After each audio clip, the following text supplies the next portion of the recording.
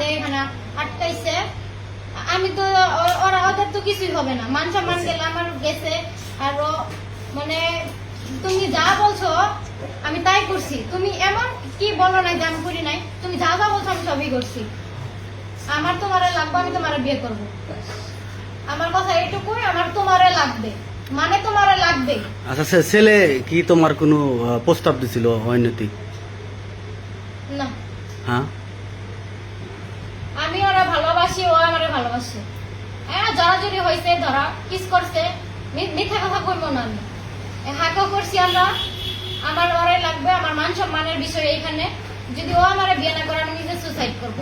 যদি যদি ও বিয়ে আমারে না করে আমি নিজে সুসাইড করব। আমার বাসায় সুসাইড নোটও লেখা আছে, সুসাইড নোট ও দেখছে, আমার ফ্যামিলিও জানে। যদি আমি মারা যাই ও দায়ী থাকবে। এখন আমার ওরাই লাগবে। তোমার বক্তব্য কি? আমার বক্তব্য আমি তো বললামই শর্টকাটে, যে যেহেতু ফ্যামিলিতে ডেকে আনছেন, ফ্যামিলিরা তো পরামর্শ করতেছে, ওই পরামর্শই সই। তো তুমি ফ্যামিলির সাথে কথা বলে তোর ওর সাথে রিলেশন করো নাই? না, এখানে কাহিনী আছে। আমি বলো। রিলেশনের মাসখানিকে দেওয়ার মধ্যেই আমি আমার ফ্যামিলিকে জানাইছি। ওর বাড়ি থেকে এমন একটা কথা আসছে যে আমার, যে তুমি যদি আমার মেয়ের সাথে ধরো জানাজানি হয়েছে, তুমি আমার মেয়ের সাথে রিলেশন করো, তাহলে এই করো, তোমার বাপ মায়ের পাঠাও।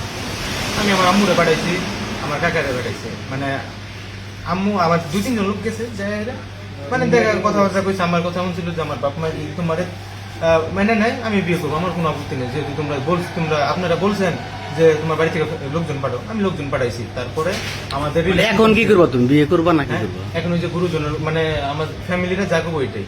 তোমার ফ্যামিলি যদি যা বলে, আমি যদি আমার ফ্যামিলিকে বলতে পারি যে আমার ওই ছেলেকে লাগবে, আমার ফ্যামিলি যদি এখানে রাজি হইতে পারে বিয়ে দেওয়ার জন্য, আমি একটা মেয়ে মানুষ, তোমার ফ্যামিলি কেন রাজি হবে না? ফ্যামিলিরা পরামর্শ করতেছে। কেন? কারণ এখানে আমার একটা লাইফ,